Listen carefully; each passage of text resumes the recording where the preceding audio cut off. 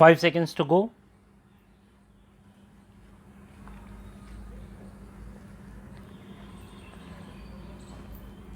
Start. Madam, I am on a point of order.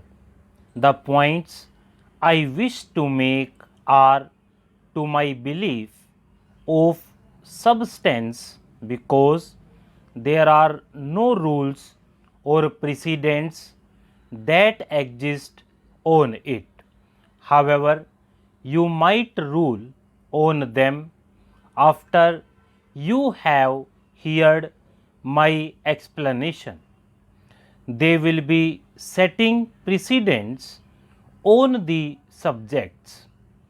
The very first question that I would like to raise, and I have already written to you about this, is the procedure and the method to be adopted while taking up a report of the House for consideration, particularly when it is the report of the Joint Parliamentary Committee. Here, I would like to make a distinction between the methodology that is being adopted today and that which has been adopted by our Parliament ever since it came into existence. I hold that it is for the first time ever that we are considering the report of a joint parliamentary committee through the medium of a short duration discussion. A short duration discussion in this House, or I believe Rule 193 in the other House, is a parliamentary device for airing views, for expressing or giving voice to a concern which is of some immediate public importance. This method adopted for discussing that which is the substantial enterprise of the two houses of parliament, irrespective of the contents of the report, is unsatisfactory. If this were merely to be discussed through the medium or the parliamentary device of short duration discussion, I do not think we are doing justice to report of a joint parliamentary committee. Now we would have accepted, and it would have been normal to accept, that in as important a matter as the report of a joint parliamentary committee, the government had come forward with a substantive motion that they accepted the report, or note should have been made known to the House. Had they come forward with a substantive motion, perhaps some of us might have given motion of amendments. I have personally given notice of the motion, yet no day was named.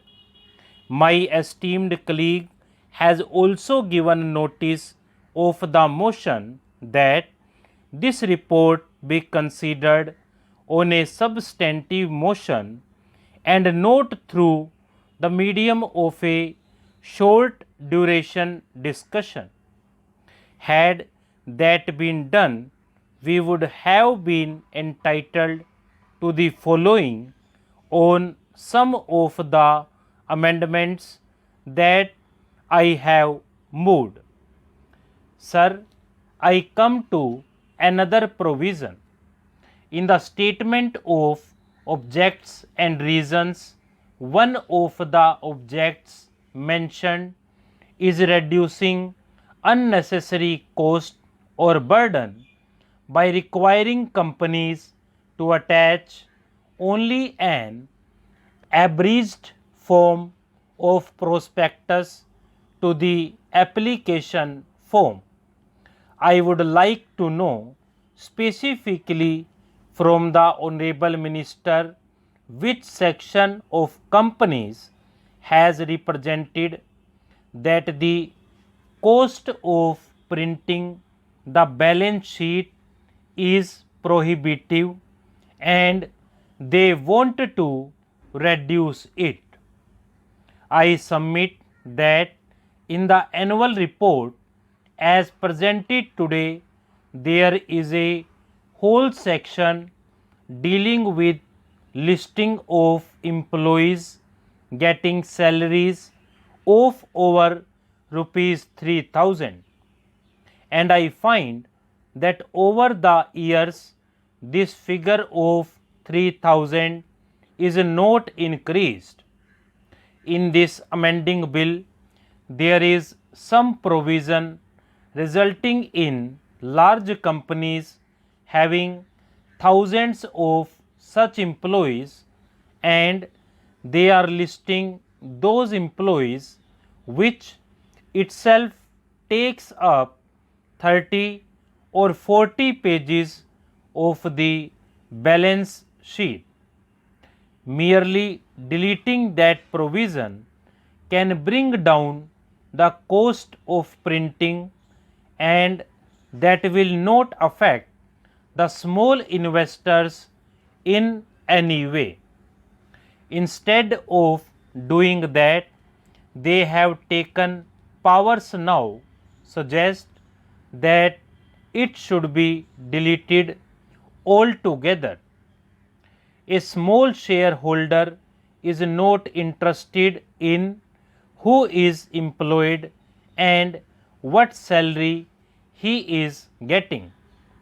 He is only interested in knowing whether a director's relative has been employed, and that was the original purpose.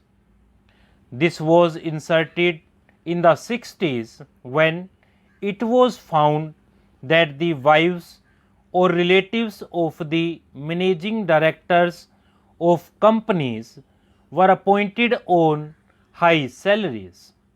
So, a provision was inserted. At that time, 3000 rupees was a very high salary.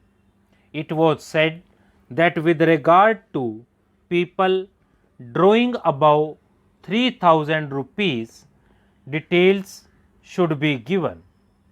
Today, the law should be amended to the effect that if the director's relatives or those connected with the companies are employed by the company, details should be given.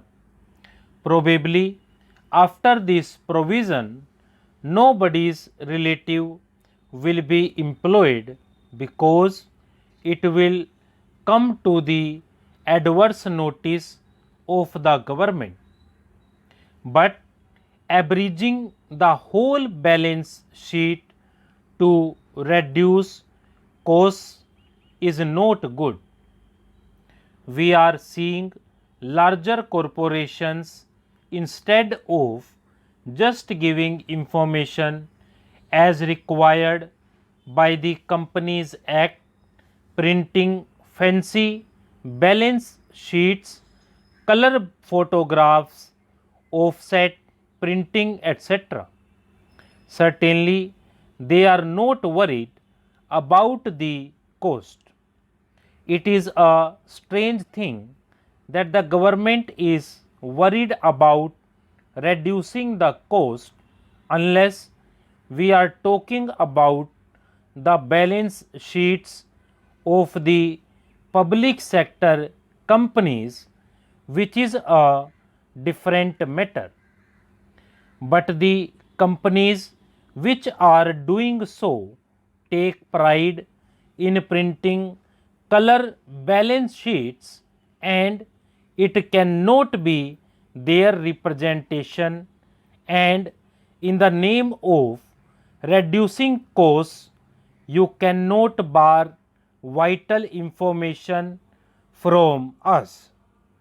Stop.